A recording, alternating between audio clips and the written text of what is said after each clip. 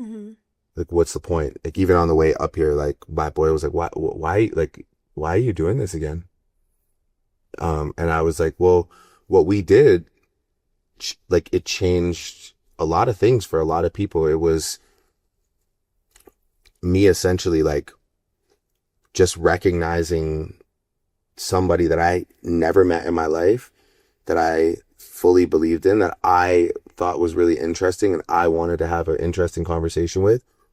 It pissed off like so many, like, all these fucking losers, these, like, you know, like, story journalists and like this guy and that guy who like feels so entitled to this interview about, and Drake never does anything for like this type of media. And it just like made people so angry that two people who actually like have just like maybe nothing to talk about, Mm-hmm. or everything to talk about, but just based on like random energy could come together. I think it changed a lot of things. Mm-hmm.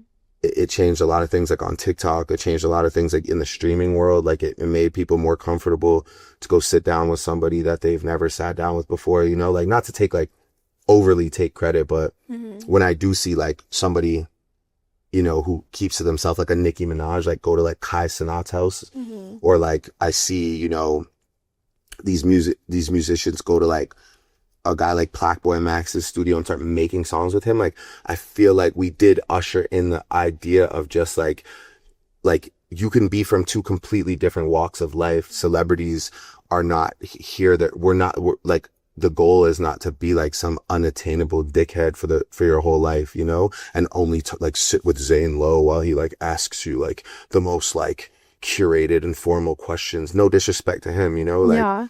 but it's just like, I think we did something that was special. Yeah. And I was proud of what we did.